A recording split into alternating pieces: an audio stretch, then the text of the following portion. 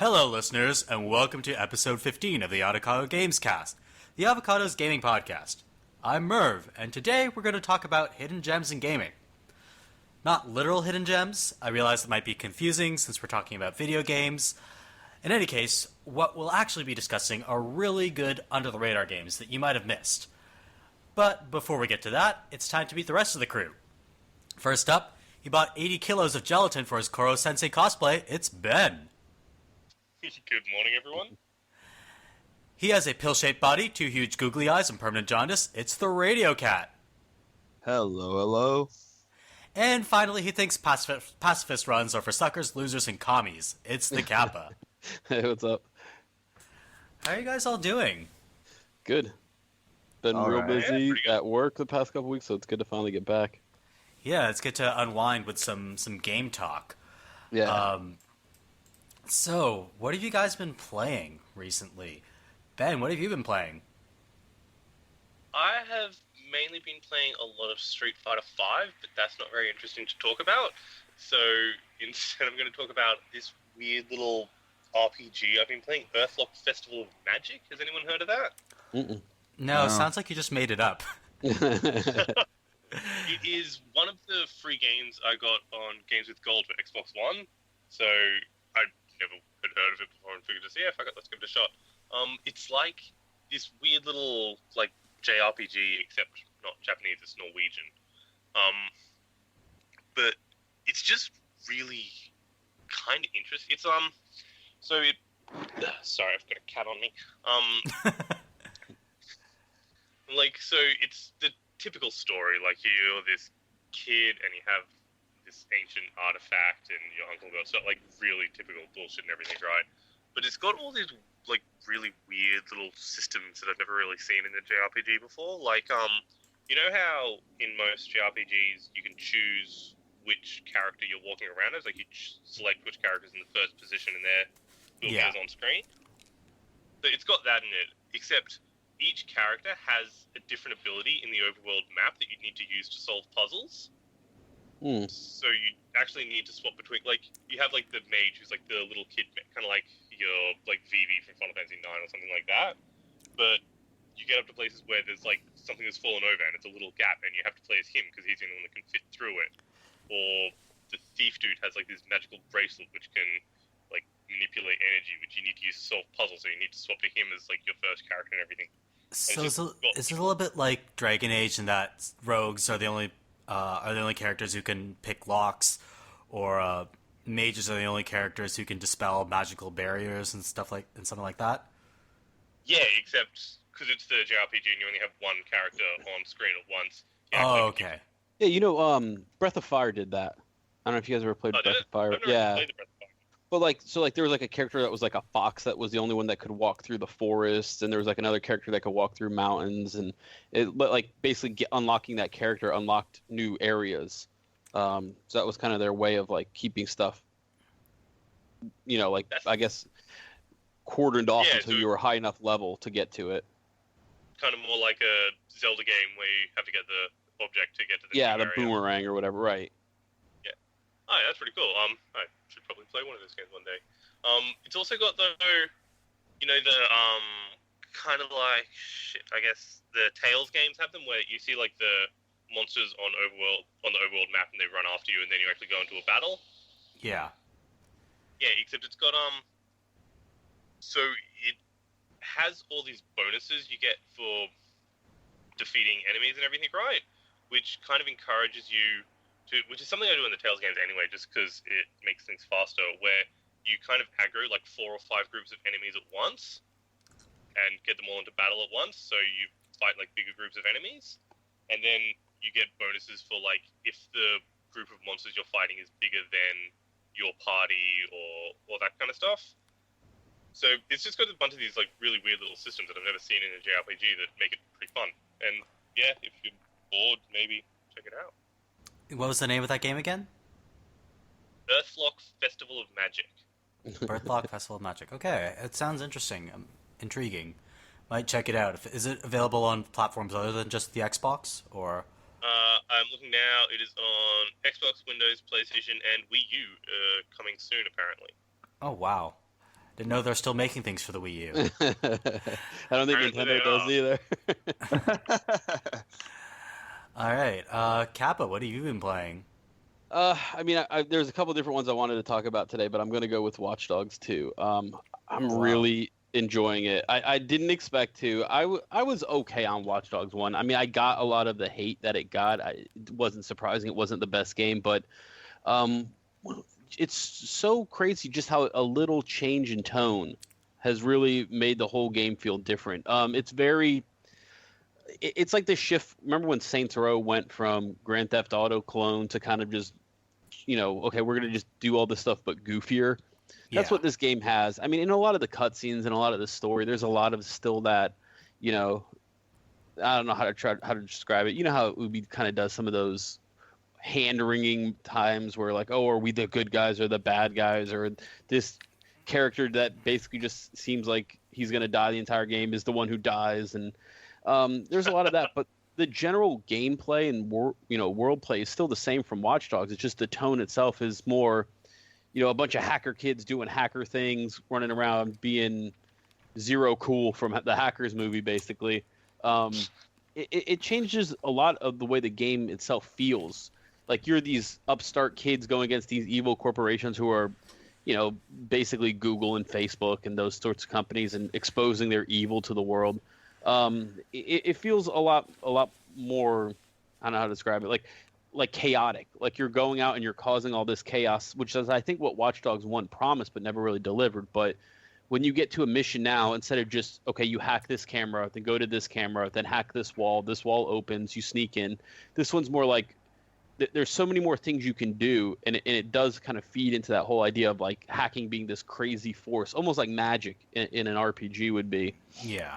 So like whenever you get to an area and you need to get in there and get the treasure chest or whatever, you can explode a car or not explode, or you can drive a car through the middle of the bad guys, and you can call the police on a guy, and the police will show up and arrest them. And there's a lot more going on there than just Watch Dogs 1, which just kind of felt like hacking was a gimmick on top of a shooter.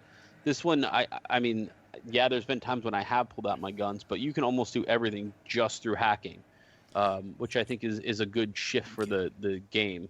Yeah, I've heard there are a lot more Pretty sure they said pacifist you can options. play the game like completely non-lethal, can't you? Yeah, you can. Yeah, both of you are right. Yeah, you. I don't know about completely.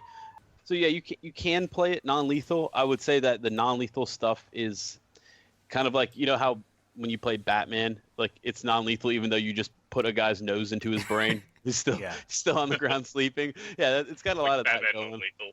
Yeah, it's got a lot of that going on. Like, yeah, that guy's probably dead, but for all intents and purposes, there's no score difference between whether you kill the guys or whatever. So, if it just helps your own head canon, yeah, you can play it all as non-lethal. But a lot of those guys probably ain't getting up when you drop the electrical generator on top of their head, even though it says Z's next to them. Yeah, They're like actual Zeds coming out of their heads. Yeah. That's awesome.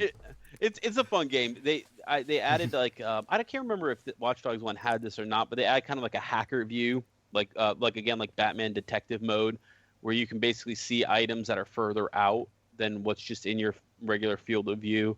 The driving and the shooting and everything feels very polished. It's a good open world game, even if you just want to run around and do Grand Theft Auto type things of robbing people and shooting things and stuff like that. So you've been playing it on PC, I'm guessing? PS4. Oh, PS4. Okay. Yeah, I actually got pretty lucky when I bought Final Fantasy 15. They had a buy two get one. And this was like last month when both these games just came out. So I bought Final Fantasy and Watch Dogs and picked up. I can't remember. I think I have Mortal Kombat XL, the complete one. So Nice. yeah, finally spent some money at GameStop. But yeah, I would say that if you hated Watch Dogs 1, just completely hated, you're probably not going to be sold on this game. If you're kind of on the fence about Watch Dogs 1 and just hated how boring Aiden was, this one fixes a lot of those problems. This game goes, I mean, I don't want to say this in a bad way, but this game goes almost over the top in diversity. There's trans characters. It takes place in San Francisco. It's very clearly an openly gay city. It does not do a lot of stuff where you feel like it's as white bread, middle America as Aiden was in Chicago. Very, very, very diverse game. I'm surprised I hadn't heard more about that part of the game. mostly what I would assume would have been people, talking about it. Yeah, being negative about it. But no, I mean it's a very, very, very diverse game. So that's Sounds something a lot like the Assassin's Creed 2 Watch Dogs. Yeah, it basically is. Like I feel like they saw that Watch Dogs was a successful formula. They just didn't know how to put it into a game, and it kind of feels like, oh, okay, we've got to gamify, a lot of this. It doesn't need to be super serious and super, Aiden versus the world, grim darkness. Aiden does pop up in this one, and it's almost comical the difference between him and Marcus. Marcus is your main character, or he goes by Retro in Watch Dogs 2, but. The differences between those two is just glaring. And when you see Aiden with his dumb coat and hat, you're like, okay, yeah. His iconic cap, you mean? Yeah. Yes. Iconic. Yeah, so I don't know. Like I said, if you hated it, you're probably not going to be sold. If you like the idea of kind of messing around with almost like, I keep going back to this, but almost like present day magic is what hacking is portrayed like in that game. The stuff that you can do.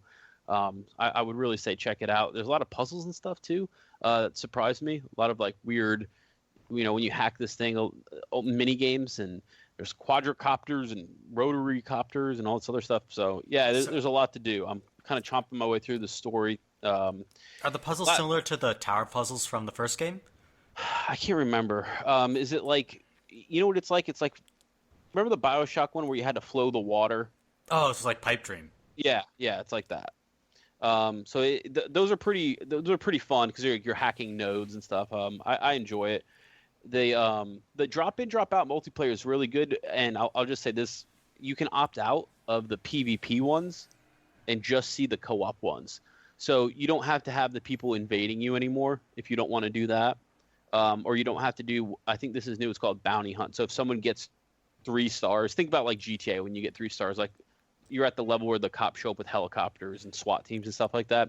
Yeah. You can drop into somebody's game and try to kill them, like for bounty hunt points. So now there's basically like all these PvP co-op modes, but you can opt out of those and just do ones where like a mission shows up and you and a partner need to hack a terminal at the same time or stuff like that. It's almost like it's turned into Dark Souls multiplayer. Yeah, it is. If you have that competitive on, you're getting invaded a lot. Like I was probably invaded when I had that on. I was probably invaded just while I was open worlding. It turns it off while you're on mission, of course. But when I was just roaming around open world, I was getting invaded probably every 10, 15 minutes. I know it's a newer game, but I mean, I was just kind of like, man, this is getting annoying. So you can ignore it. I mean, it doesn't penalize you at all if you get hacked. You don't lose anything. So I was actually in a game where I was just hacking a guy, and a guy just stood there and started dancing because he doesn't lose anything, And if I hack him, so I thought it was kind of funny. Like I guess that's how he deals with it. But so I hacked him, just waved to him and walked away. But yeah, the multiplayer is there, and it's in a smart way that I really like that you can turn that off, that PvP aspect of it off, and then all you're doing is seeing people who are like basically needing help on missions. Or there's all these other side co-op missions that you can sign up for through everything in the menu is done through like a phone. I mean, trying to it's keep like with the first game. Yeah.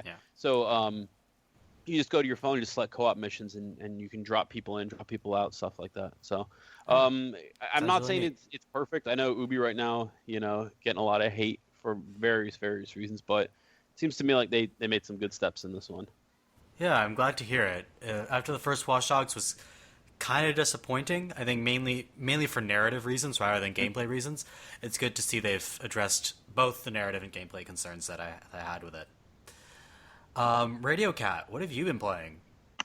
That's kind of a big question. I have been. I want to talk about Stardew Valley, which I just started playing within the last day or two, but.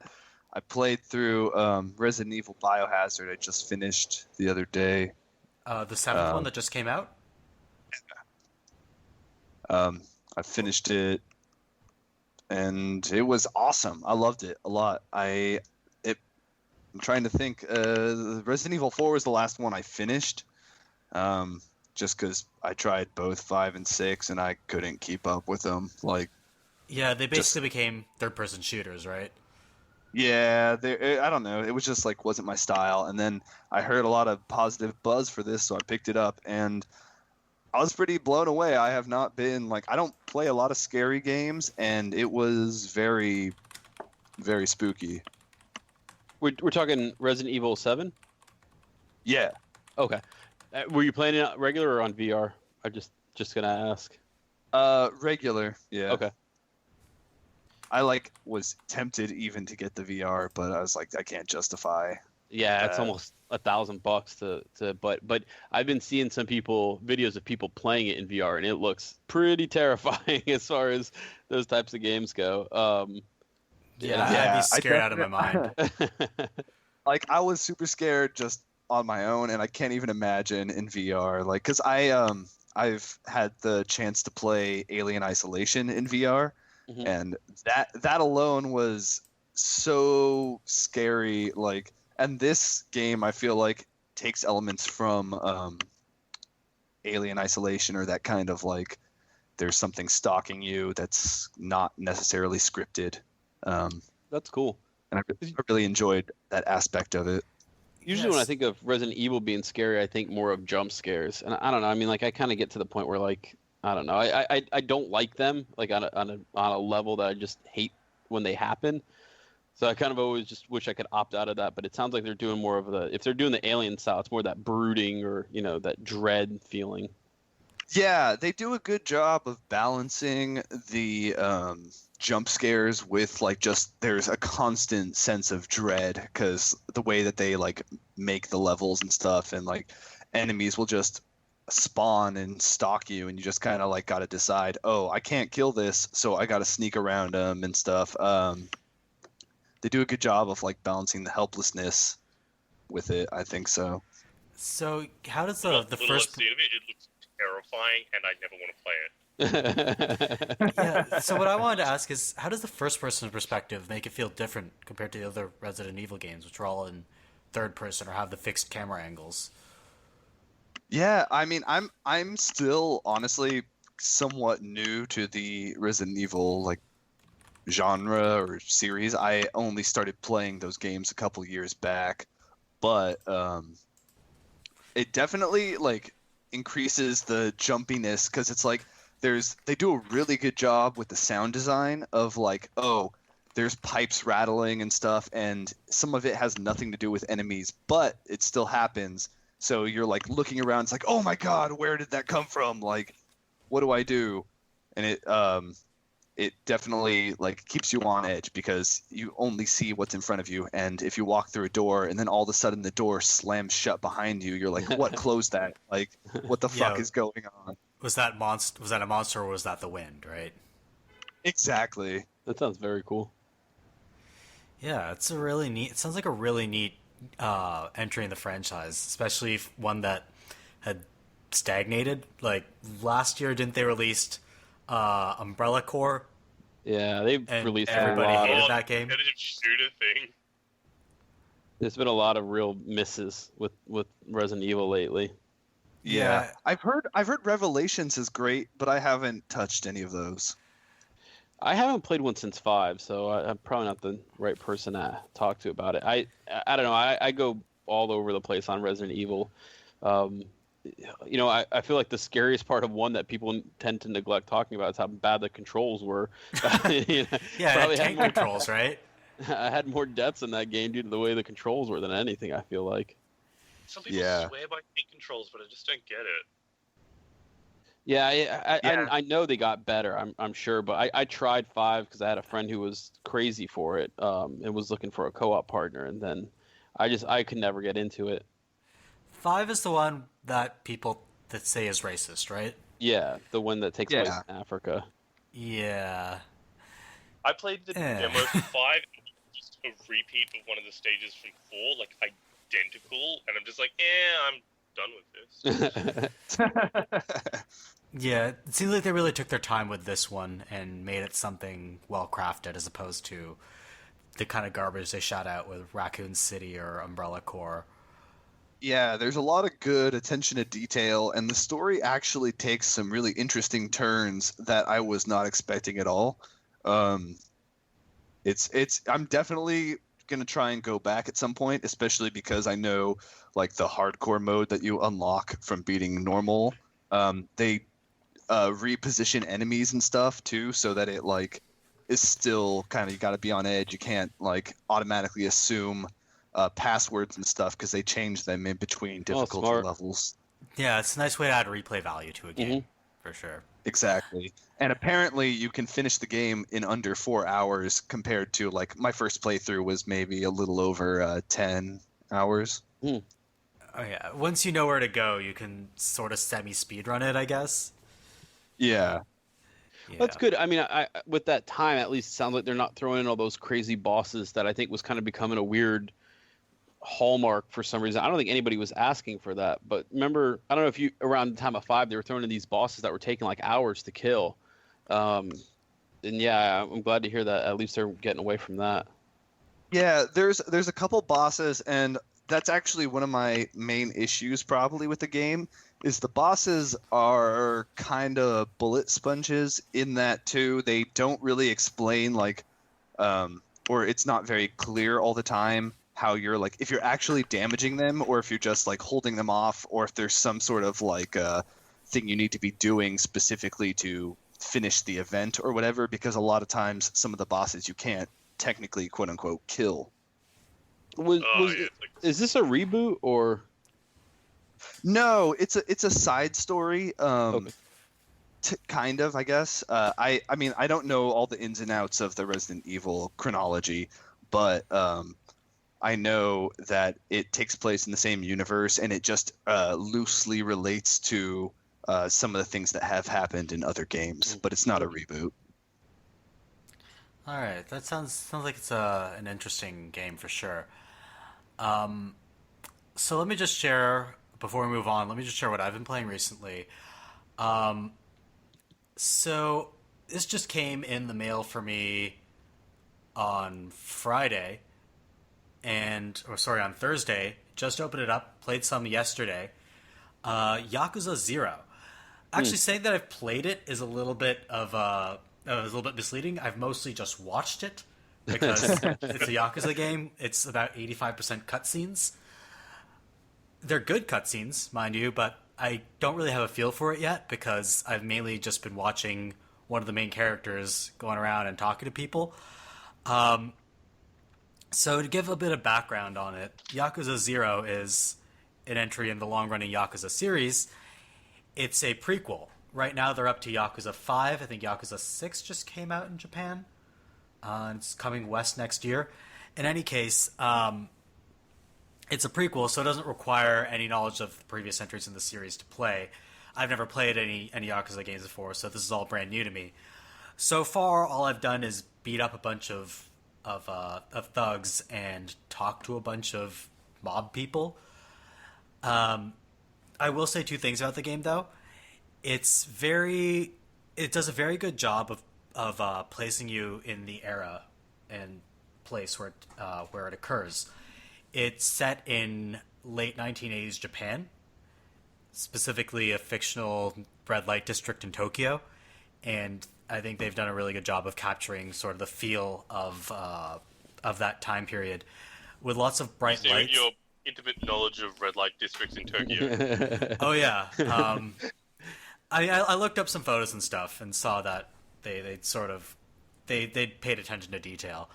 But I mean, beyond what I know or don't know intimately, one thing that they do a good job of capturing is at that time before the mid-90s stagnation of the Japanese economy hit, in the 80s at least, Japan was an ascending economy, and they do a really good job of capturing that optimism and the decadence that underlies it. I think. The other thing I'll say about it is that the game is really goofy at times. There are a lot of really weird, quirky characters and a lot of bizarre things that have already happened. I think I'm only 3 hours into the game so far. A lot of bizarre things already happened. Like the main character's solution for resolving a fight between two drunk people is to beat both of them up. Yeah, it sounds like Yakuza.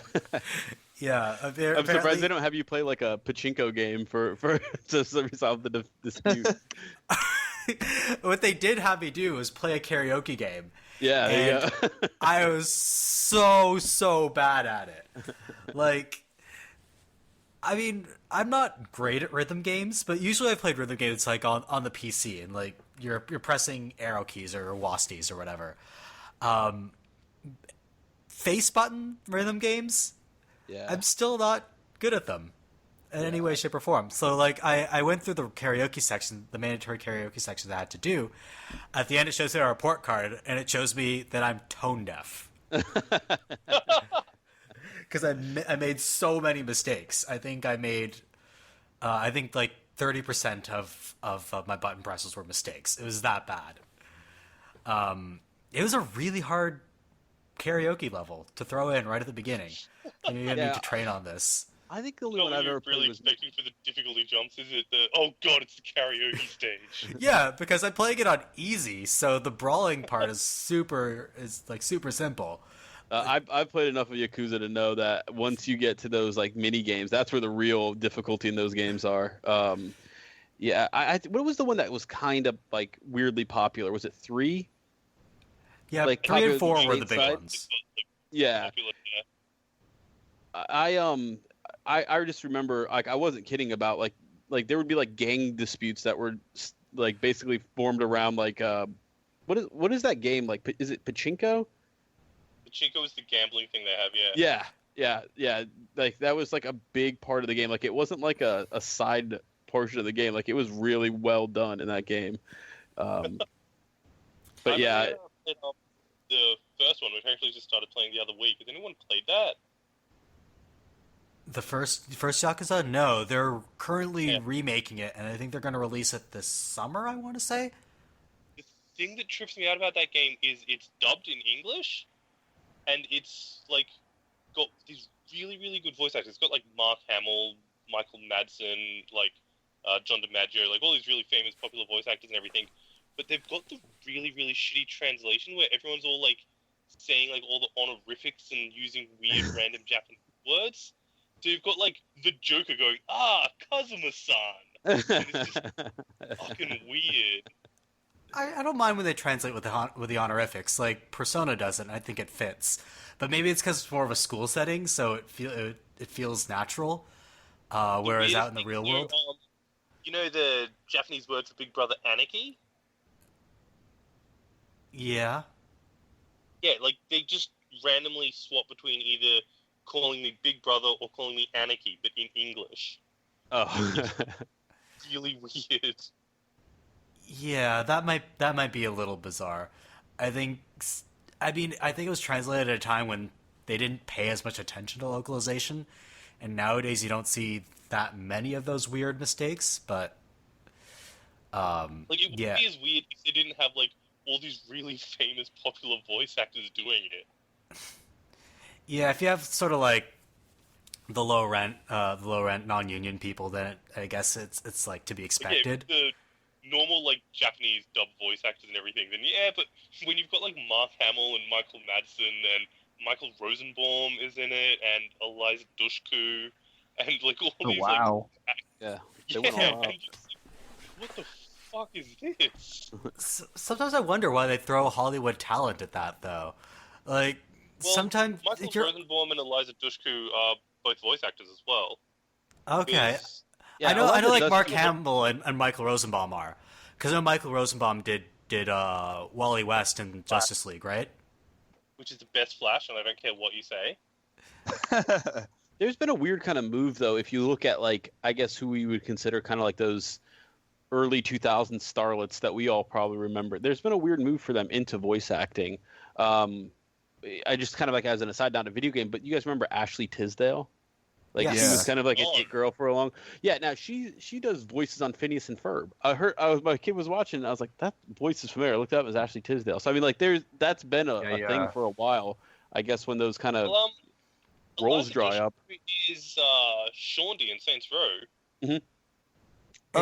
Is she original Shaundi or like Stoner Shaundi or Saints Row 2 Shaundi, Saints Row 3 Shaundi? Saints Row 2 Shaundy, I don't think they had anyone of any repute in Saints Row 1. Okay, yeah, because it's like Saints Row the Third Shaundi is different from Saints Row 2 Shaundi, right? Oh, is she? Oh no, she wasn't in Saints Row 1, was she? Shawnee only shows up in Saints Row 2. Yeah, Saints so Row talking 1, about there's Saints Row 2 where there's like Stoner Shondi, and Saints Row the Third where there's like I guess Shawnee. Well, Yeah. I know Eliza Dushku had that very famous bomb of a game called Wet. Do you guys remember that one? oh I yeah. know. You could probably But the game is awesome. you could probably get it for about 99 cents right now anywhere you go. It was a weird game. It was basically a movie that she starred in that was a game that was really The weird. only problem I have with Wet is that there was no final boss fight, and that was a quick time event. But other than that, I think the slow-mo shooting and shit in that game was awesome, and everyone should be nice to that game. Alan Cumming was in that game too. Yeah. I just looked this up. This game looks bonkers. Like, It is. this is crazy. Wet is notable for being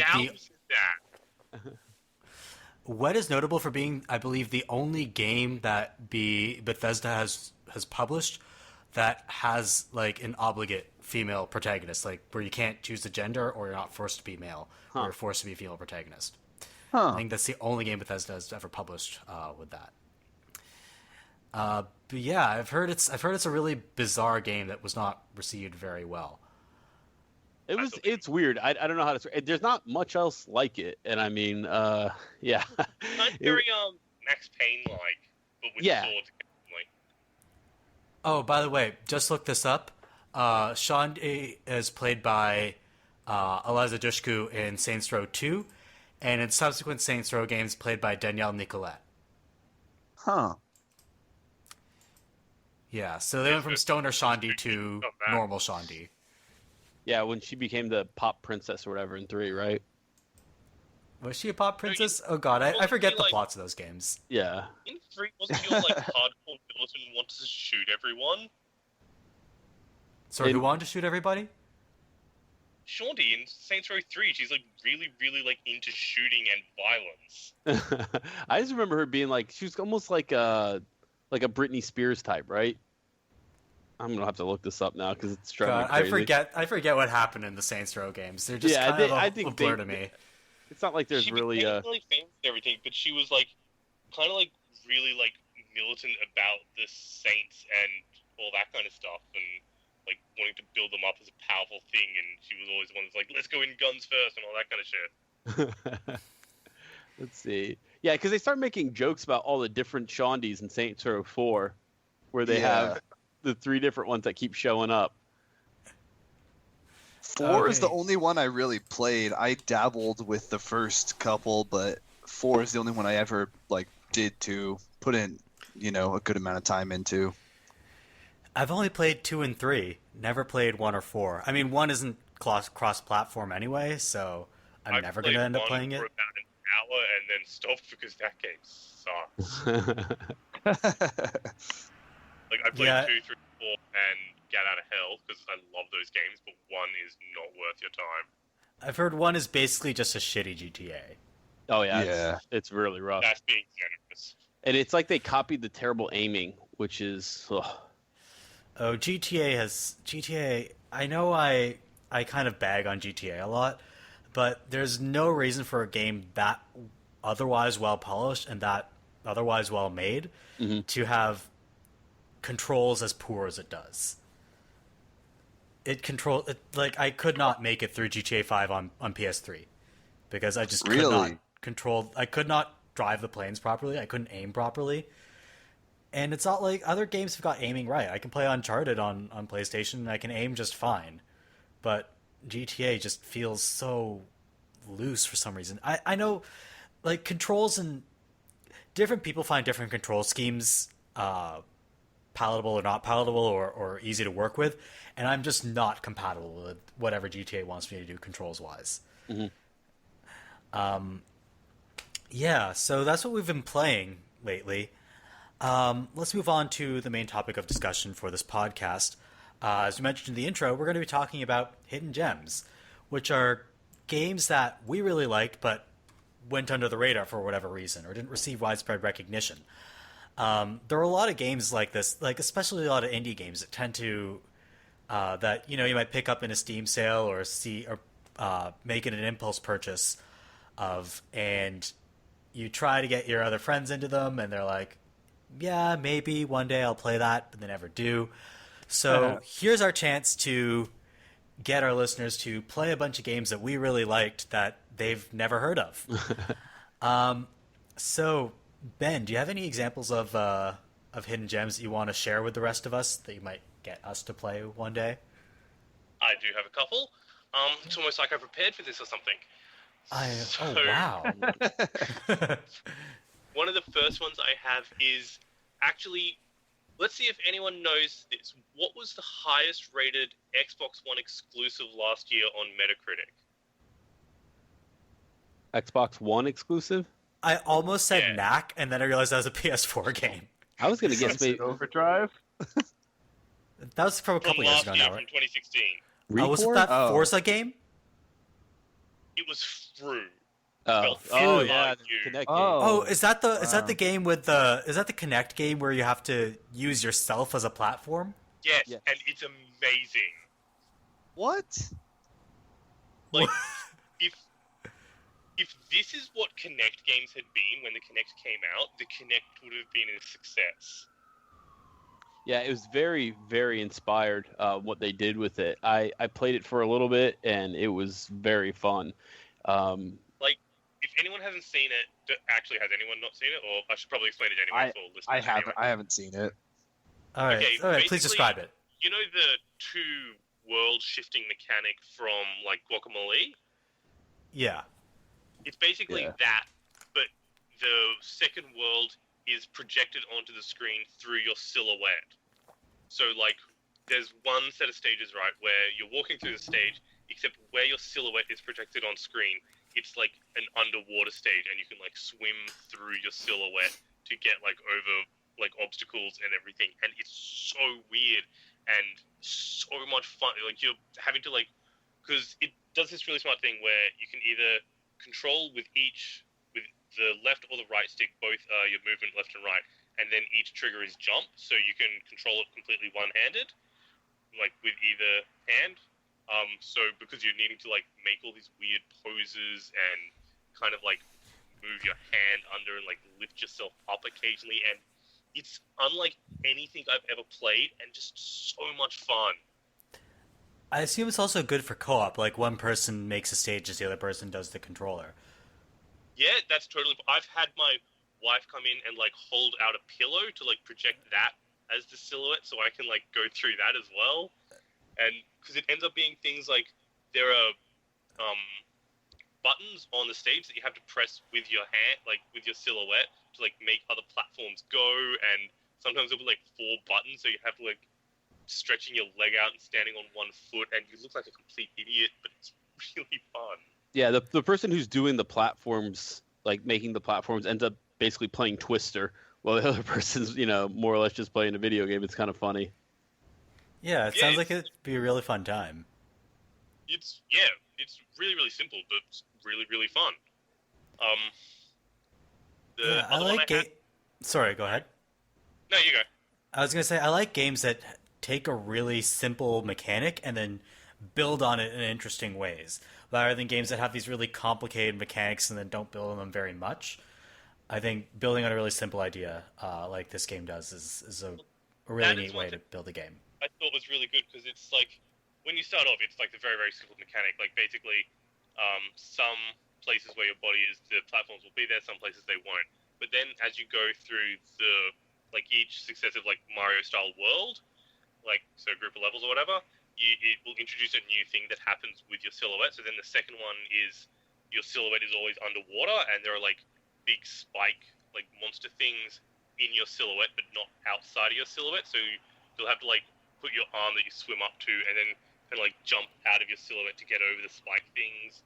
And then the third world gets up to where you start pressing buttons with your silhouette, and I couldn't beat that one because I'm not flexible enough, so I don't know where it goes Oh, from no. there. It was Sounds adding- like co-op is in your future. But, So what's the yeah, other game that you problem wanted to I talk have about? with that game is that I like fell over into the wall a couple of times playing. All right. other game I wanted to talk about is has anyone heard of the game Heart and Slash? So, No. No, It's, Heart and Slash. No, haven't heard of this. It is a randomly generated roguelike hack and slash kind of game that is billed as a romantic comedy by the people that made it. Huh. And Never played a basically- rom-com video game. Well, now you can. Basically, you play as Heart, who is this little robot in the future after humans have been wiped out, and there's just hundreds of robots, etc. And he still remembers what humans were, and is like fighting against the robots and blah blah blah blah blah. But it works with Did anyone play DMC Devil May Cry? yes. You know how it has the angel and devil weapon triggers, where like you have the attacks and then you hold down one trigger and it modifies it to devil, or you hold down the other Right. trigger and modifies it to angel. Yep. Yeah. So basically, when you collect random weapons, it works like that. So you have the one central weapon on like the face buttons, and then with your two other weapons, you hold down left trigger, you hold down right trigger to swap to them, and so you do end up doing like crazy Devil May Cry combos with all your different moves, except you have like 130 different weapons or something. It also does something that I really like, which I haven't really seen in many roguelikes. You know, when you get up to the next like area in a roguelike, it just basically changes the tile set. So like Rogue Legacy had like the forest or the castle or the basement area kind of thing, Mhm. but it's still basically the same kind of area. In this one, like you start off in this factory and it's all a bunch of little rooms that you go through and you kill things and everything, but then the actual design of each of the areas you're in like radically changes when the tile set changes. So you go from like the little rooms in the factory, then you go into a city which is like these huge open areas where like one room is probably about the size of like half the stage of the first one, and you got like ones where like it's like entirely vertically based, where you're like climbing up a tower and all that kind of shit. So like the opposite of Dwarf Fortress, or one of those types of games where it's like you open up a hallway and it's just nothing there sometimes. Yeah, pretty much. The romantic comedy bit though comes from the how you always have the bits that, because it's a roguelike, every time you die you start again basically. But the bit that carries over is there's this other character in the game, Slash, which is another robot, and every time you meet Slash, which is like a randomly area in the game, Slash remembers your last meeting. Like it's the only bit that carries on from like death to death and everything, and it's like that is the relationship that progresses, that builds the romance, and then your ending is based on like how far you've gotten in the romance with Slash. So it's sort of like 50 First Dates, the hack and slash game. Kind of, yeah, but with less Adam Sandler and more like robot decapitation. I mean, Adam Sandler decapitation, the video game, would also be worthwhile. I mean, Yeah, I wouldn't play that. yeah, I don't think Sandler would be on board. But yeah, that sounds like a really unique spin on roguelikes. Normally, like I know usually some stuff carries over to also carry over plot elements and relationships Yeah, from one playthrough to the other. Really cool, neat. and yeah, that is on Xbox One, PlayStation 4, and Steam, and it is neat. Oh, it is on Steam? Yeah, Okay, because here's the thing. When I went to search for it on Steam, what ended up popping up was a game called Heart and Soul, and not Soul, Seoul, like the Korean city, and it's a dating simulator about a girl who goes on vacation to South Korea. Yeah, sounds like Steam. no, that The digital novel. Yep, good old visual novels. it's all one word with like the and symbol, so heart and symbol slash all one word. Okay. Yeah, now I have it. Yep, that's Yeah. the game. Not Heart and Soul, which you can buy on Steam for $3. Get right on that. So, Radio Cat, do you have any hidden gems in mind that you... You know, I just recently found out this was the topic for today, so this is just kind of impromptu. But I know it's like a little bit older game, but like, would we consider Time Splitters an underrated gem? Yes. Yeah, sure. I mean, I've heard of it, but I don't know much about it. I mean, have any of you played it? Yes. I played Time Splitters 1 and 2 in co-op a lot back in the day. Yeah, Time Splitters 2 was mainly the one I would focus on just because I only briefly played the one that came after that. But I thought that was such a neat series, and it had such an interesting vibe and feel, and like I think they should have done more with the series. Like it was great. So, It's tell me anyone what doesn't- exactly Time Splitters is. It's like I was a gonna say, yeah, if comedic anyone doesn't first-person know, shooter. it's like a first-person shooter about like essentially time travel, and so every level, quote unquote, is them jumping through to a new era, and it was great for co-op because it was two people, and like your characters would also change based on the time period you were sent to, and the weapons would change and to fit the time period, which was great. It was a lot of fun. Sounds because- like what Romero and Carmack and company are planning to do with Black Room a little bit. Yeah. I've not heard of that. It was for those who don't know, it was a bunch of the staff from Rare that made GoldenEye and Perfect Dark quit and formed their own company, and so it's basically the spiritual successor to Perfect Dark. There you go. Yeah. There's a game that kind of does some of the stuff. It doesn't do as much in depth as Time Splitters does, but there's a game called Singularity that came out probably about 5 years ago or so now. That does a lot of the jump back and forth in time type concept that I really enjoyed, and if it might be a hidden gem.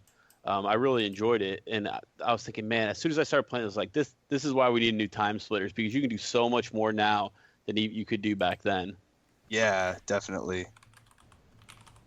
I think there actually has been talk of a new Time Splitters for a while. I think Crytek owned the rights, which I don't know how that's going since they're not doing well. But I do remember a couple of years ago that there was talk of a new Time Splitters, and I really wish it had.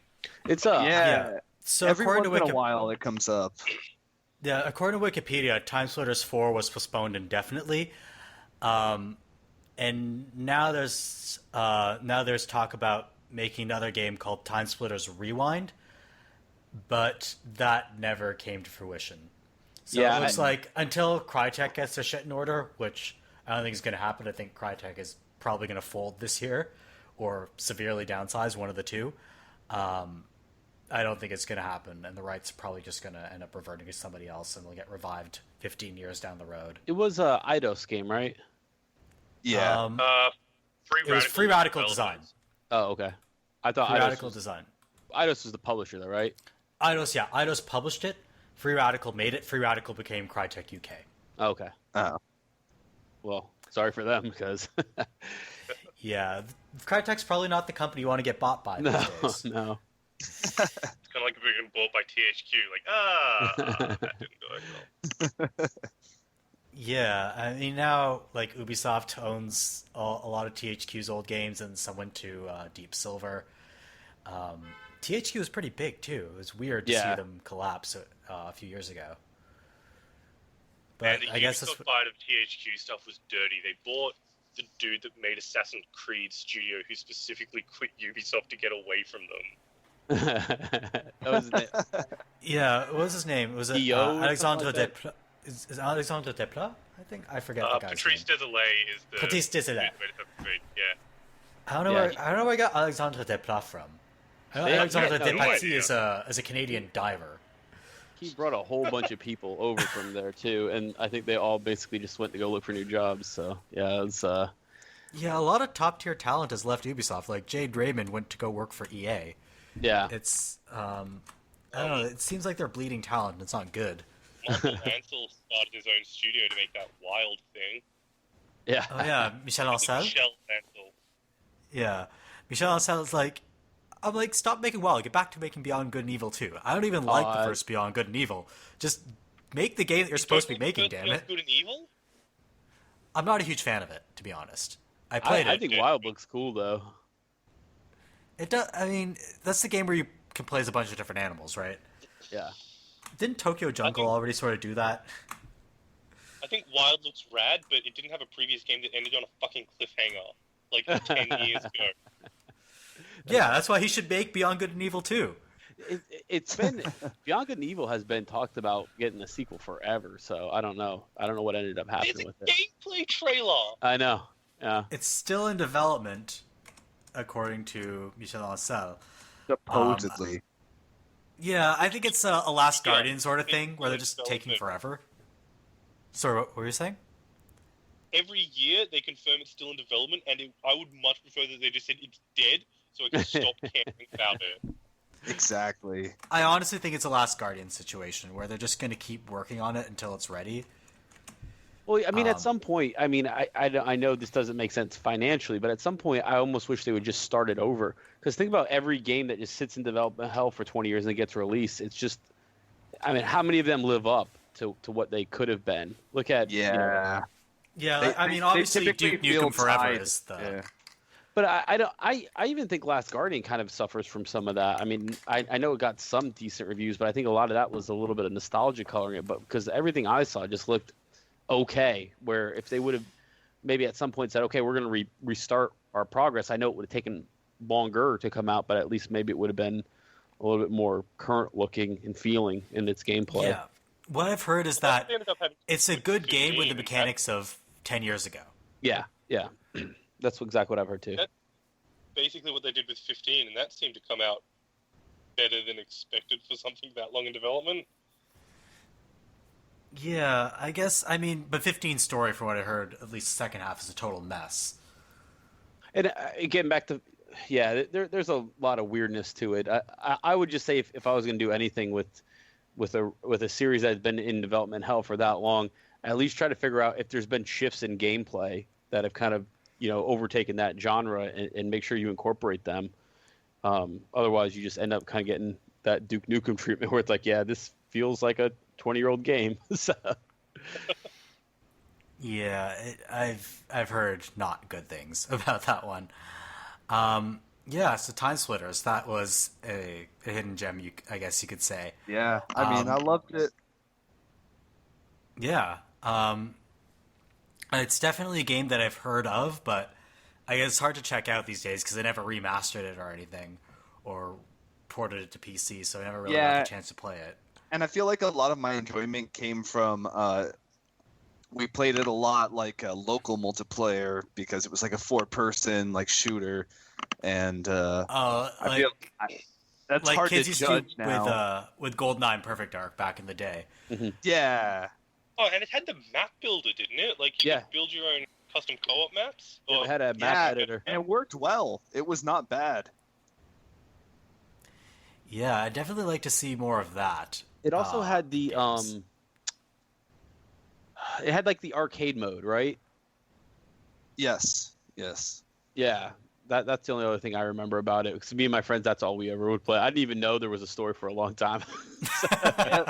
The arcade mode was fun because it was like all these weird challenges where it related to the character you were playing. And Right, They give you a weird gun and stuff. It wasn't that I know, like they had like traditional like versus mode, but then they had like just weird. You play as this character and try to do this thing against your friend who's doing the opposite. I remember those little challenges. I like those a lot. Yeah, and like there was cool things like the gun that was like the expando gun, and it shot syringes, and if you shot a certain amount into someone, their body would just explode. Yeah. It's too big. Yeah, I think first-person shooters could stand to have more ridiculous weapons instead of, here's your handgun, here's your automatic rifle, here's your shotgun. Like, I don't know, add some variety in there. Definitely. Even the cerebral balls. Yeah, just get silly with it. Who cares? Yeah, for sure. So, Kappa, do you have any hidden gems in mind that you want to share with us? I've got a couple. Try to get some more, I guess, this current gen, I guess, or whatever, or stuff that you can find on Steam these days. First one I think is getting actually a PS4 release in a couple months, so this one might be on more people's radars than it was. It's called Dungeons 2. one of the things I always hear people kind of, gripe about is why can't they remake Dungeon Keeper? Why can't, where's the new Dungeon Keeper? There is one. It's called Dungeons 2. It's great and it's hilarious. It's narrated by the guy from Stanley Parable. So if you've played that game, you already know kind of what you're getting. It's very funny. It has a lot of kind of, I don't know, I guess the British would say like it takes the piss out of a lot of like current fantasy genres. There's a lot of Lord of the Rings, a lot of Game of Thrones references throughout. There's a whole expansion based around Game of Thrones. It's very, very, very fun. If you can give it a shot, give it a shot. It's Dungeon Keeper with lots of little additions and kind of like an overworld versus underworld type thing going on. So you prep your dungeon, you defend your dungeon, and then you venture out into the overworld and go out and do, missions, quests, those sorts of things. Great game that I feel kind of like fell under the radar. You can pick it up on Steam pretty regularly for about $10. Holy shit! I'm looking at this now and it looks awesome. It's great, and I don't know why it fell under the radar. Like I said, the number one thing about it is how funny it is. Like once you hear that Stanley Parable narration kick in, and he kind of just he does the thing like he does in Stanley Parable where he's narrating over the game, and like when you die, he's like, wait, that didn't actually happen. Like you started over and things like that. So like Prince of Persia: Sands of Time. Yeah.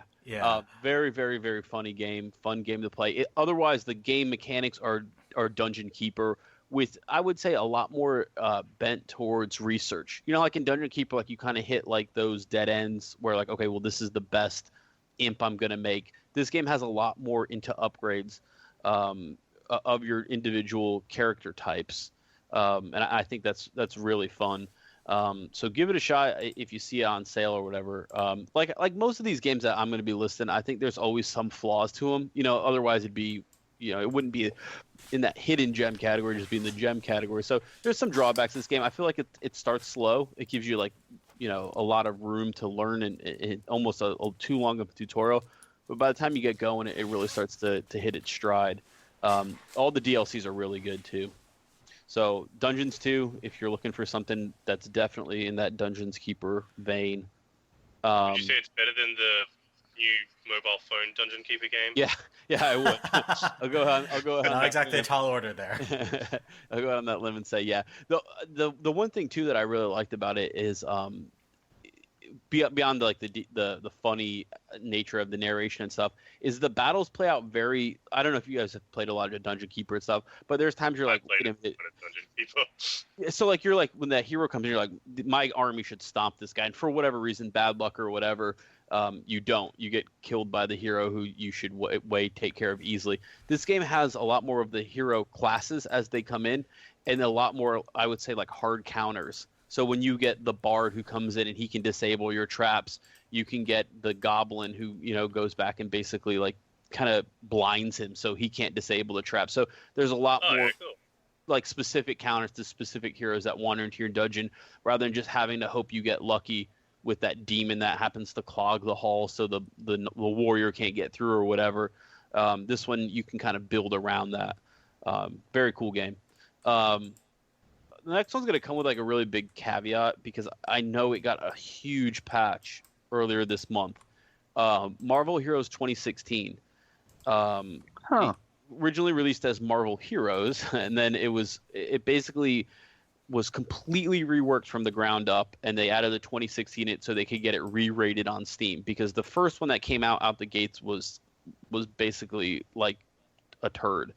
So they went back, they re-released it as Marvel Heroes 2016. Now I think it's Marvel Heroes 2016 2.0 is what the new one that came out this January is. It's a free-to-play Diablo clone. And when I mean clone, I mean pretty much clone. But featuring all the characters you know and love from the Marvel Universe. And I mean, they get obscure with it. You can play as Squirrel Girl. Like this isn't just like the Avengers and X-Men. This game gets some deep cuts in there.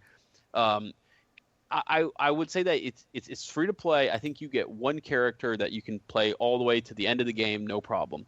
And then you have to pay basically. You get hero drops very, very, very, very rarely. But most of the game is in like customization, right? So if you want to pay for a new costume, you can. If you want to pay for different things, you can. It's all there. But the core experience of the game is really free to play.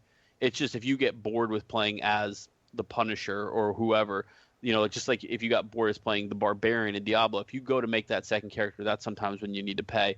But you can also get lucky with a hero drop. There's at this point, there's so many layers of the game, it's very hard to kind of break into. But if you're just looking for a Diablo experience that's free to play and set in the Marvel Universe, by people who obviously really did read and love the comics, that's one thing that really kind of pulled me into the game. You are not kidding about the fucking obscurity here. Yeah, exactly. I just went to the website and first hero listed is Angela. Yeah, yeah. Like there's a lot, and there's like team ups and sidekicks and stuff like that. It's great. Yeah, I love it. It's a. I think it fell under people's radar because its first initial reviews were garbage, and it deserved them. And then people kind of said, well, they rebranded as Marvel Heroes 2016 to get new ratings on Steam, so people don't think it's a turd. And yeah, that's kind of true. But I feel like if you do substantial things to a game to improve it, through patches and stuff, and you're not going to milk your fan base and just make it a sequel and charge more for it, I think that should be one of those things that, okay, maybe we can make a little allotment for that. But the game itself, yeah, it really comes together to be a Diablo experience, I guess. Last one, and this one is one that I'm guessing maybe a lot of people played when it came out, but maybe got forgot about, is Call of Juarez Gunslinger. Did any of you guys play that one?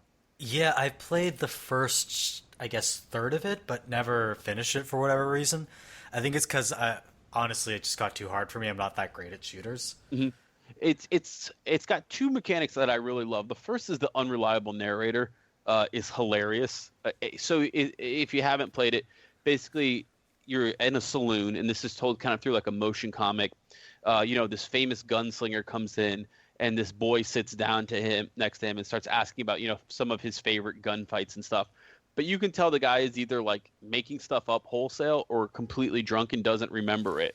And then like the game reflects his story as he goes on. So there'll be like times where like he's telling this story to the kid, but he'll forget about a part. And the guy will be like, wait a minute, how did you get there? And like the game will like rewind and go back and like play to that point. So that's a really cool mechanic. I liked a fun way to tell the story. The other one place where it does that is you reach a dead end, and then the kid's like, wait, how do you get past that dead end? And then the narrator's like, wait, that dead end wasn't actually there. There was actually a tunnel. Yeah, yeah. And then like the game puts a tunnel in front of you. Yeah. It's pretty good. The duels in it are really good. I'm guessing that's probably maybe what you got defeated by or felt was really difficult. Oh, no, I just got stuck like the regular mechanics. I just ran out of ammo because I wasn't smart enough to conserve it. You can play pistol guy, shotgun guy, or rifle guy, I think, are the three different weapons you can use. But every now and then there's a duel where like you have to face up against the guy for justice or whatever. And it feels like a duel. Like you push down on the thumbstick, then you like hammer it up, and then it's hard to explain until you've done it. But the mechanics of it actually feel like you're pulling your gun from a holster and shooting it, which was a neat way to do it. It was a budget title when it was released. I want to say it was like maybe $10 at release, so you could probably find it for a song these days. So that's another gem that I think maybe more people played at release, but people haven't kept up on it. And I try to think of, people are always telling me, hey, what's a good Dungeon Siege game or Dungeon Keeper game? What's a good Diablo game? What's a good shooter? So I try to get all three of those. And I know I said that it was going to be my last one, but I just thought of one more I'd mention is the Assassin's Creed side-scrollers are all decent for what they are. I need to provide a massive caveat here, because I don't think you're including Assassin's Creed Discovery for the 3DS. No. Fucking garbage. No, I think it's China. The ones that are the cross-platform Russia. ones. Yeah. It's China, India, and Russia, I believe. The Chronicles one, India, China, Russia. Yeah. I really enjoyed them. I think I played all of them. It's very Mark of the Ninja style or Shadow Complex style. One thing I think they did really well, which I've never seen in side-scroller do. Sorry, I want to fanboy over Assassin's Creed here for a second. The way you can move through 3D space on a 2D plane, like how you can like jump down the side of platforms and like shimmy across to get past guards and shit. I've never seen a game do that before, and it's awesome. Yeah, it feels that I think they call it 2.5D or whatever, like 2.5D scroller. Yeah, or something. Yeah, it does feel like you're moving through a stage rather than jumping on a series of platforms. I mean, I think China is free. I want to say I think Assassin's Creed Chronicles China is free. So if you just want to see what I'm talking about, it's really fun. And then the just that first stage of that escape from the prison, it really shows you a lot about what that kind of engine can do when you feel like you're moving across an entire stage through an area rather than just walking up and down platforms.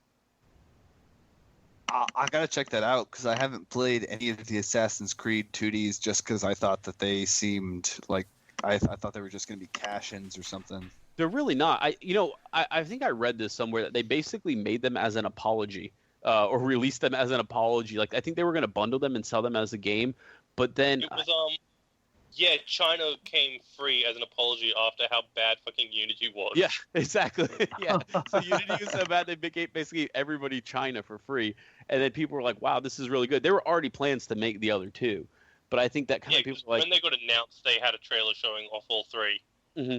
And also, what you haven't mentioned is the art styles are really cool. Especially India. India looks awesome. Yeah, I really love the art. Easily the strongest of the because. Did you actually finish Russia? No. Russia just came out not too long ago, right? Like beginning of last year. Yeah, I haven't gotten that one. I bought Russia on the Humble Bundle. That was last week, so I haven't played it yet. Russia had. Go ahead. You know how there were a couple of like the sniping missions in India? Mm-hmm.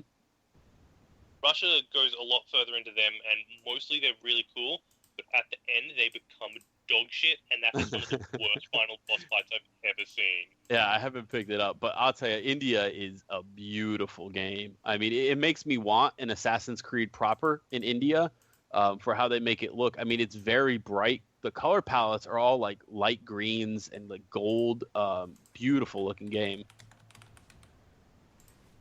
Yeah, I'm looking at screenshots right now, and they really did a nice job with the art style on India and Russia, from what I can tell. Trying to add more of a monochromatic thing with red accents, right? Yeah. What they've basically done is instead of going for like a realistic depiction of the countries, they've done it in the kind of art style that was popular in that city in that time. So China has like this whole ink wash look that China was very into. India has like all the really bright colors of like the kind of weaving and everything, and Russia is based on old communist propaganda posters. Yeah.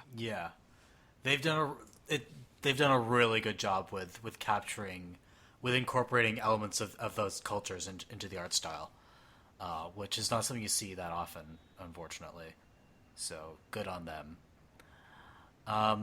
Yeah, so those are a lot of interesting games. A lot of them that I've heard of, but that I've never heard much about.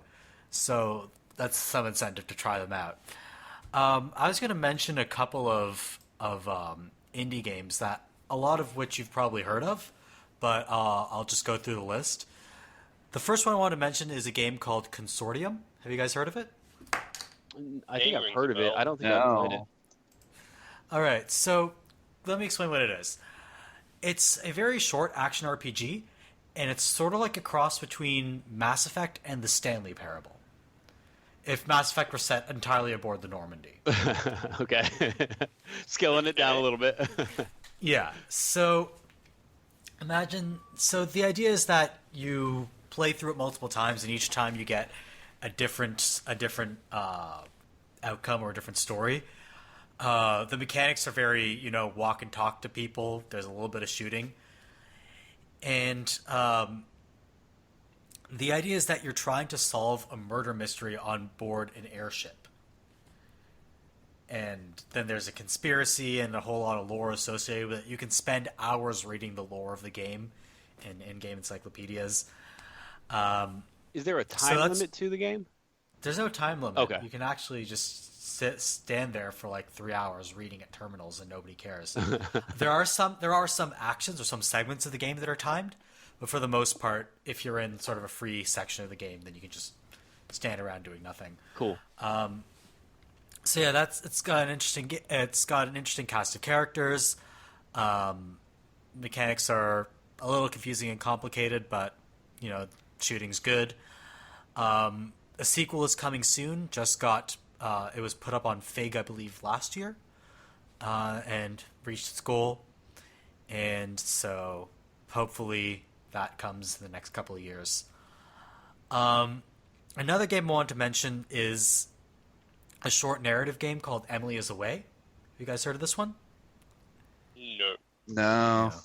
I think I'm just going to mention a whole bunch of really obscure games. I'm just saying, is this the MMO love story one? So, not to be confused with the MMO love story Okay. one, released in the same year though. All right. So it was released in the same year as Sybil, Okay. the MMO love story game. This one is what I like to call it's Sybil but better, Okay. and also free. So there's no reason to play. I mean, Sybil is a decent game in and of itself. I shouldn't say there's no reason to play Sybil, but I think Emily is Away captured a lot of the same ideas as Sybil, but better. The premise here is that it's about two friends who go to college and they drift apart, and it's told through MSN Messenger chat logs. So if you guys remember MSN Messenger from way back in the day, I guess some of you might be a little after your time. But when I was a kid, ICQ, man. ICQ, yeah. So when I was a kid, MSN Messenger was a thing, especially when I was in middle school and sort of the beginning of high school. So these kids are, I guess, the people in the story are slightly older than me. They were in college at the time, and yeah, they have MSN Messenger chat. That's how they communicate with each other over the years. And what they do a really good job of is capturing the aesthetic of it. So like your contacts will have, really bad emo song lyrics as their statuses, and avatars for like bands that were popular in the early 2000s and things like that. So that's a really neat game that they made really well. How weird is it though that and Sybil kind of came out in the same year with? I mean, it doesn't, not exactly the same thing, but you knew right away what I was talking about when I talked about that one. Yeah, it was really weird that, and I pointed it out to a lot of people, that Emily is Away sort of, unfortunately, because I shouldn't say unfortunately, because Sybil is a decent game in and of itself, and it does deserve some recognition, but it's sort of unfortunate that they came out in the same year because Sybil had the big name behind it, Nina Freeman, and Emily is Away had some nobody, unfortunately, behind it. So it's sort of just completely fell under the radar because everybody was talking about Sybil, and there was no room for Emily is Away. Mm-hmm. But I think they're both really good, and Emily is Away is the one I prefer. So if you want to check it out, it's free. It's really short. It takes like an hour and a half to play through max. So you can definitely get some enjoyment out of that. Another game I wanted to mention, more in moving away from interactive fiction and back into what we might consider more to be a video game. I know I mentioned this on the podcast before, this game called Fract OSC. Mm-hmm. So this is a first-person puzzler, but instead of the physics-based puzzles of, say, Portal, Quantum Conundrum, and its ilk, this is a game where the puzzles are based on audio. So here the idea is that you're in this neon drenched world where everything is based off 80s synth noises, and the puzzles are all based on arranging elements of the environment to form bass lines or lead lines or chords, and then when you solve the puzzle it comes together and sort of builds part of the music of that level. Sounds awesome. Yeah, it's really neat. It was released a few years ago. It was one of my favorite games. In the interest of full disclosure, I blogged a review of it a few years ago, and the creator found it online somehow and retweeted about it. So yay! Because it was a very positive review. Pardon me? You're basically famous now, is what you're saying. Oh yeah, I'm basically famous. Some anonymous nobody with a blog that 5 people read is super famous. Oh no, video game ethics. Last time you talked about this, I looked this game up, and it was crazy. It was. I was trying to like watch gameplay videos of it, and man, it's hard to describe. I know what you mean by it. It looks very fun, but yeah. It's sort of like it's set in this almost forbidding world where there are just these giant like neon pink and neon purple mountains and stuff like that, and you're sort of navigating your way through the landscape, looking at these ancient ruins that have symbols on them that represent different synthesizer things. It's a really neat aesthetic they've got going on. A couple of other ones I want to mention. This is, I think, received quite a bit of recognition, but there are a lot of people who haven't heard of it, so I'm going to mention it anyway. It's a game called Gravity Ghost, and it's sort of a physics-based 2D puzzle platformer where the main mechanic is using orbits of planets to launch yourself at other planets. Yeah, and it's got this sort of cartoonish, almost papercrafty kind of aesthetic to it, and it's got also a surprisingly dark story underlying it, but like told you're in a very charming way. Are you Galactus the Planet Eater, and they're all just? Man, this looks like, Oh, well- and I don't know if this is a point of reference that people outside of Australia will get, but we have a TV station called the ABC here, which is like a government-funded network station that has lots of kids' cartoons on, and it looks like the Yeah. 5-minute weird-long cartoons that were on ABC in the afternoon. Yeah, Like, they it always has. had these weird, like, silent, kind of like stop-motion papercraft that, like, cartoons that never had any talking, and this looks exactly like something you'd see in that. Yeah. So what I will say about this is that it does have voice acting. I think Ashley Birch plays the main character actually. But what I was saying, surprisingly dark story. So it's not like apocalyptic, but let me just say that it's called Gravity Ghost for a reason, and I'll leave it at that. Okay. Yeah, I don't really want to spoil the story because it is pretty neat. And finally, this is a game that I think I've mentioned on podcasts before, and I keep talking about it, and I just have never successfully gotten anybody to play it. But I think everybody should play it. It's called Parallax. It's a first-person puzzler, as a lot of games are, but this one feels sort of like a cross between Portal and Quantum Conundrum.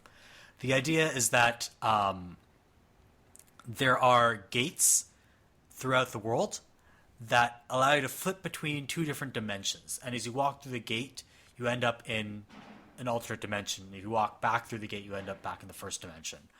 And the idea is, the main mechanic is flipping switches in order to turn gates in different directions and manipulate pieces of the environment in both dimensions so you can reach the exit of the level. It's very simple. It's very simple conceptually, but in practice, the puzzles get absolutely mind-bending, and eventually, the game sort of says goodbye to the normal laws of gravity, and then it becomes an absolute vertigo-inducing clusterfuck, but in a good way. So, if you enjoy mind-bending puzzles that may or may not give you I gotta nausea, say, just looking at this Yeah. trailer, and you are underselling this game. The visuals are incredible. yeah, it's got this really neat monochromatic color palette, like the black and white with it almost looks like a blueprint sort of design they've got going on. Yeah, it's like, and through the portals are like just the inverted color scheme where everything is a white background in one, and then everything is a background in the other. It looks really, really cool. Yeah, it is really cool. Also, again, interest of full disclosure, I identify one of the patches is due to me. As in, I found a bug, and I posted a screenshot of it on Steam, and the developer found it. He's like, "What the hell is this? How did this happen?" I explained to him what the bug was, and he's like, "You know what? I'm gonna patch this out now." So yeah, one of the Merve patches. Yeah, there is a Merve patch in this game because of me. So That's great. yeah, I got my own patch. I've never done that before. Also, it's a fellow Canadian who developed that game, so shout out to Ziye. Yeah. So those are the hidden gems that I've enjoyed playing. I think we've all mentioned a bunch of games, and these are all games that have gone sort of under the radar or haven't gone under the radar for whatever reason. Why do you think they went under the radar? I mean, some of them are indie games, and obviously they're not going to get the same sort of publicity that the big AAA games do. But we mentioned some games released by major publishers that just went under the radar. And why do you think that they did? Well, I think with the Assassin's Creed ones, I think people just didn't know what to expect, and this was kind of in the time of a lot of bad will towards Ubi for various reasons. Like if you really think about everything post that Unity release has been really met with a lot of kind of skepticism towards it, and we've talked about that before. Yeah. Sucked. Yeah, and so I think a lot of people I think as soon as I mentioned it, I think Radio Cat said he thought of those as just a cash grab. So I think that's one of the things that really pops into people's minds is, like when I talk about Marvel Heroes, oh, well, it must be pay to win. It must be free to play. I think people come into a lot of types of games with preconceptions. And not Marvel Heroes just sounds like the... It looks awesome. Yeah. Marvel Heroes just sounds like the name of a free-to-play mobile game. Right, Even if that's not what it is. Yeah, definitely. Marvel Heroes launched with a crazy plan when they launched, and since we're doing full disclosure, they had to basically pay $200, get everything in the game. Like all the characters, all the costumes, or whatever. And I did that, and I was like, this is stupid. Why am I doing this? But then, you start to see what you get with that money, and it's character on top of character. I mean, I don't even know how many characters there are. They ended that when they kind of came to the 2.0 and said, look, at this point, you guys got to start paying again. But they give you like a free hero, a free character slot. So you buy basically everything in the game. And I think that was one of the things that pushed people away from Marvel Heroes, because they saw that and they were like, well, they're basically asking me to play $200 to pay the game. That's not really what they were going for at all. But I think there's a lot of misconceptions when the internet hate machine gets going. Whether you're on Reddit or NeoGAF or Giant Bomb or one of the other million places people talk about video games, it's really hard to pump the brakes on it, right? Like my classic example. Do you guys remember when Microsoft announced the original plans for the Xbox One? Yes. Yeah. And, people went ape shit, right? Like people were like, this is the worst thing ever. And then Microsoft kind of started to clarify some stuff. Like, yeah, you're going to buy the games digital only, but you're going to have a family account. You can share games for free. And it basically started to sound like Steam to me. Like basically Microsoft was trying. That thing sounded so cool, and I'm still glad that we didn't get it. But the people on the internet were so caught up on, well, you're telling me I can't buy used games anymore. Like I think I've bought maybe 10 used games since I've owned an Xbox One, and I bought probably all my other games digital, right? So if I could share those with my family, I mean, the plan they had in place was a genius plan, but nobody wanted to listen because that hate machine was already way down the road, right? So I mean, I think that happens with so many games now. It's hard to be that person, say like, wait a minute, I played this and that's not true at all, or wait a minute, I bought this and that's not this game. Yeah, especially with the Xbox thing, I think what got people was, for a lot of people who don't have that much money, I guess buying used games is an advantage. But if the prices were going to fall in a digital storefront, then I can see sort of making up that difference. But that would be contingent on Microsoft, putting up sale prices. Maybe they would, realizing that they could capture this market that they previously weren't capturing. It kind of cuts both ways, and I can see why people would be sort of against the used game market, but there's no denying that I would not be surprised if GameStop was pushing hard against it. Yeah, like they were out there feeding the trolls and everything else. Yeah, I could understand something like that. Like I definitely see why people want their used games, because video games are expensive, for sure. But I think there's definitely corporate pressures. Yeah, and they could have been more out front. Yeah. Microsoft could have been more out front of it and said, hey, here's our plan. Here's our, they were going to have like a once a week online check to make sure that you still had the license for the games you paid for, which made sense, right? If I'm playing your account, then everything's getting kind of swapped. Like you could transfer games to people. Do you remember how they said you could do that? Like if I stopped playing Halo and I was done with it, I could transfer my license to you.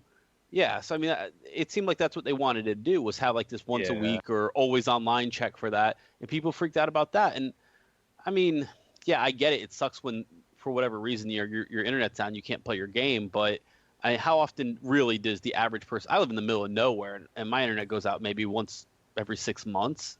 So I get it if you're one of those people in a bad situation, but you got to make the console decision for the majority. But I mean that basically, they made that I think announcement. people on military bases were they thought There's might have workarounds. spotty internet access. There's workarounds. I was in Yeah, you would Iraq know. and I was playing on Steam. There's workarounds. You would know for sure.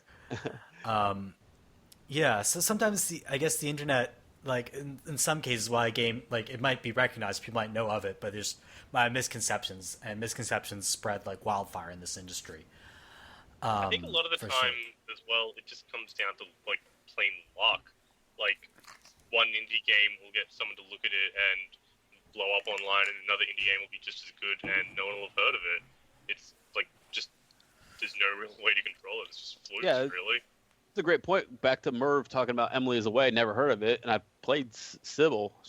I have no idea how to pronounce that. It's Sybil, I believe. Sybil, yeah.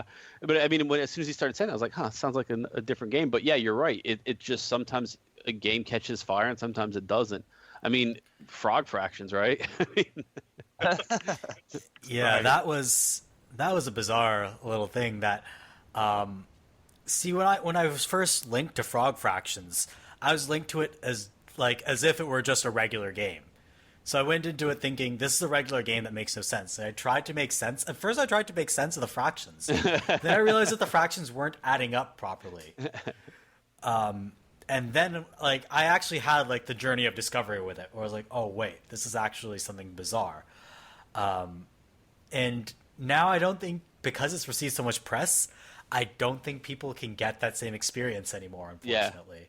Yeah, I know exactly what you mean. I mean, if I send you Frog Fractions, you're in for something weird. Yeah, I started playing it, and then I was like, how am I ever going to get 1,000,000, whatever it is, points, to figure out? And then I was playing, I was like, this is kind of dumb. And then I hit down. And I was like, oh my God, the whole game just opened up. And then, The first time I played it, I gave up after 2 hours because I didn't realize you could hit down. Yep. I think everybody has that moment. They're like, oh my God, there's a whole other game to this, isn't there? Yeah, because I don't think hitting down does anything in the first level, right? So you need to wait. Yeah, once you hit the dragon, I think is when it.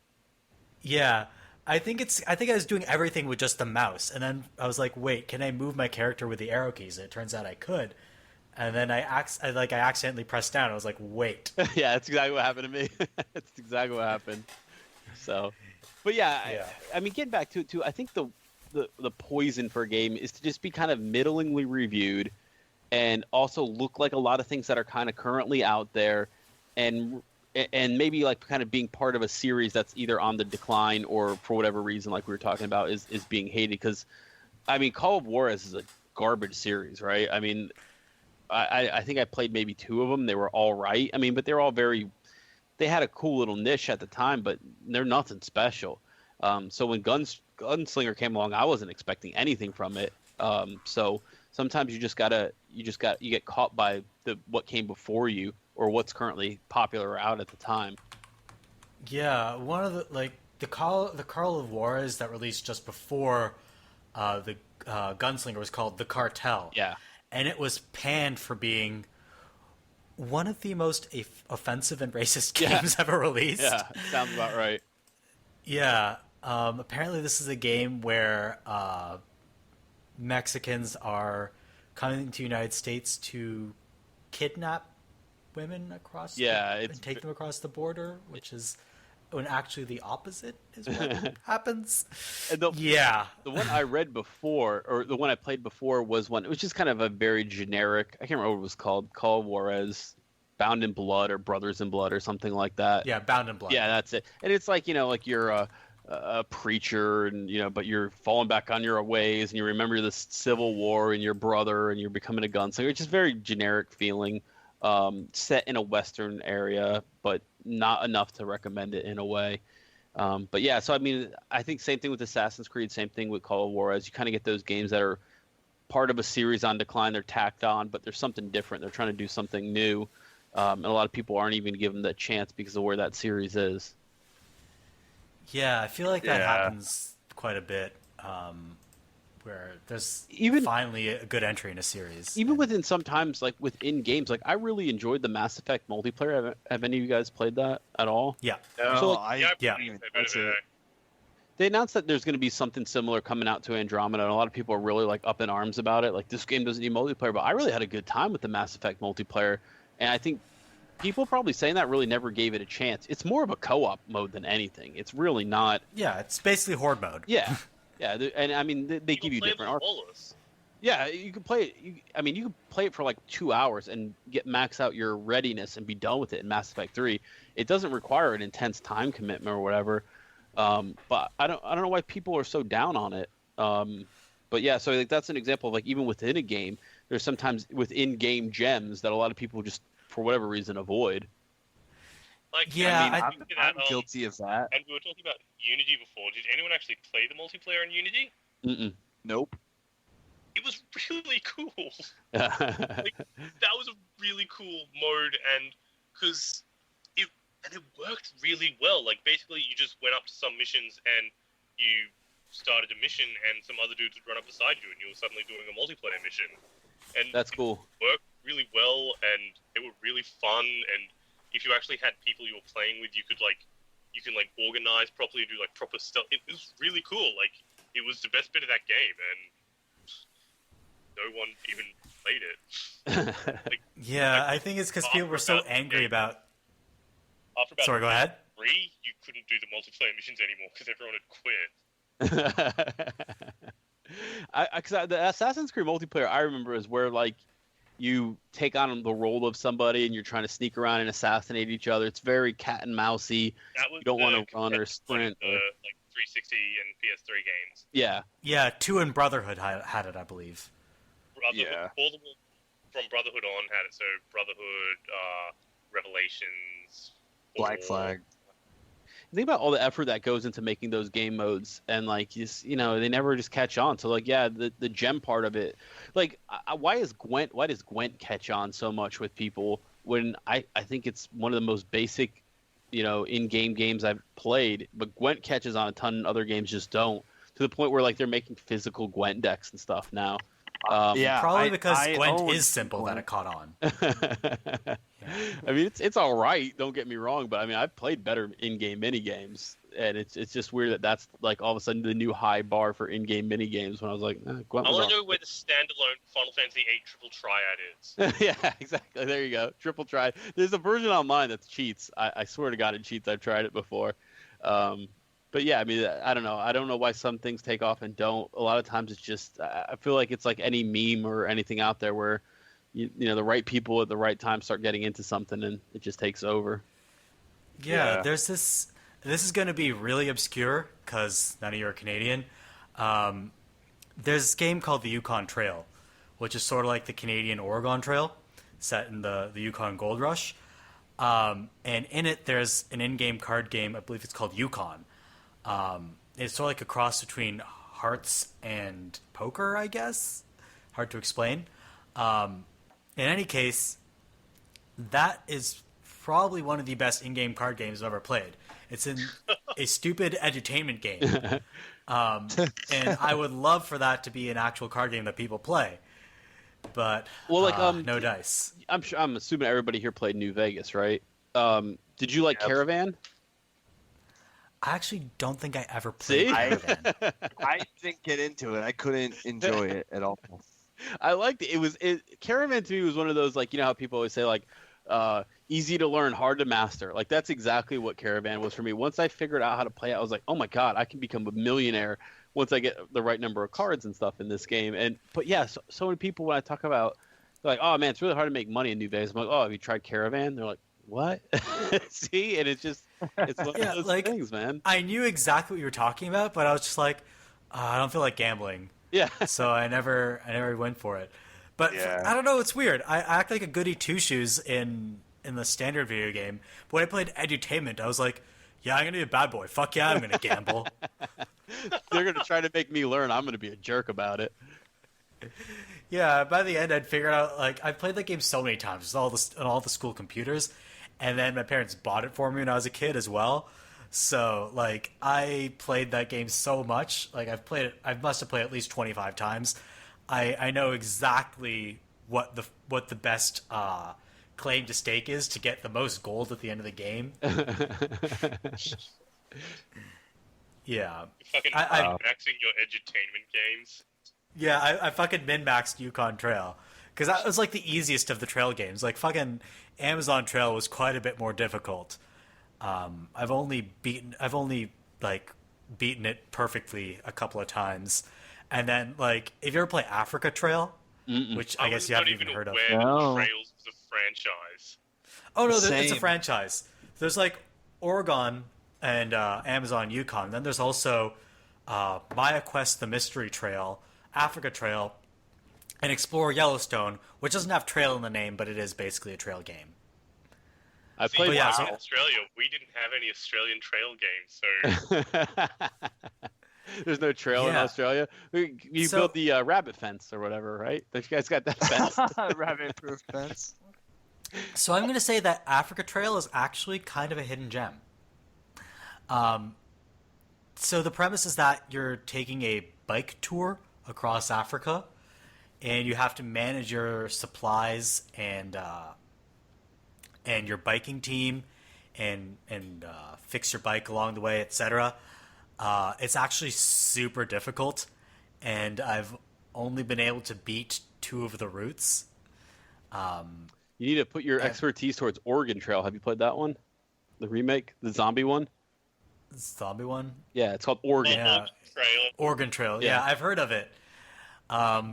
Yeah, I've never played it though, because I had never played Oregon Trail growing up. Yeah, it's basically a straight rip from it, but with zombies. It's all right. Yeah, I should definitely try more of these games because I actually really liked Africa Trail when I was a teenager, but that whole pile of games has been lost to time now. Yeah, so some games seem to fall under the radar because they don't get the right press, because the Internet Hate Machine gets on them, and sometimes games just randomly by chance don't get recognized. So I think we've covered hidden gems pretty well. Would you say? Any other hidden gems you guys want to mention? Oh. Did want to mention it, but I didn't want to put it in my main thing because I talked about it on the best games of 2016 thing. Everyone needs to play Honey Rose Underdog Fighter Extraordinaire because that game's awesome. What was that? Repeat that. Honey Rose Underdog Fighter Extraordinaire. It's a visual novel, like, beat 'em up game. Huh? You're not kidding. It's really cool. 1 student, 2 lives, 6 months to go. I'm sold This year, already. Red must meet her idol, Big Blue, in the ring and make it to the top of the masked fighting tournament. Her dream will come it's true, like either as like, long as she also graduates. splitting your time Yeah. between either being like a college student or like this underground masked fighting ring, and it's really cool. And I So like Persona, but with brawling instead of dungeon crawling? yes, basically Okay. that. These better. games, I don't know how to describe, but like these games where like Persona's a good example. Like that, there's that time limit, or like if you don't do certain things by certain days, you never get to do them. Or the time limit in Dead Rising 1, like it kind of makes me anxious. Like I don't know how to explain it. It's like, did I do the exact right things on the exact right days to get what I want to get? I think that's kind of the point, isn't it? Yeah, I think so. I feel the same way. I can't play some of that shit when it's like, oh my god, did I miss it? Did I Yeah. ruin everything? One of my friends called them time management sims, and I'm like, that's exactly the best way to describe them. Like, if you've ever played the original Dead Rising, you know, like, if you're not here at this exact certain time in this exact certain place, this person that's key to the story getting, developed dies, and that's it. The game's, pretty much from there on a waste of time. So, Oh, But yeah. yeah, and they didn't 100%, stop yeah. you in Dead Rising 1, did they? It's just like, Nope, no, he's dead, kept just going. keep playing out 3 days and you can't win now. yeah, exactly. Oh, wow. That's kind of an interesting way to set up a game, but I don't think they do that much anymore. Well, Persona, Um, I don't know if they still do it either. I haven't tried a Persona since maybe 3, but that had a lot of that going on too. Rob's Persona, time. the way it works is if you fail something mission critical, then it just knocks you back a few calendar days. Okay. So you have to. It's very clear when you have to complete certain objectives. Okay. Yeah. So Honey Rose, Underdog Fighter Extraordinaire, sounds like a mobile game, but is actually a full-fledged title on Steam. Yeah, it's like made by one person, and now they're making this weird platforming game where you swap between two people. And full disclosure, I guess I'm like subscribed to their Patreon and everything. But yeah, really cool shit, and I don't know anyone else that's even heard of it. If I'm going to do one more that kind of didn't make my list, but was on that cusp of it, Hunted, the Demon's Forge. You ever guys play that one? I've never even heard of that, but that's No. It's not so much the game itself, but it's like a genre that I wish kind of still existed, like the co-op battler, where like you and one other person kind of can play a game all the way through the end. This is like a fantasy. Somebody called it a fantasy Gears of War when it was released, and that's kind of the best way to describe it. Oh fuck! I actually do remember this game.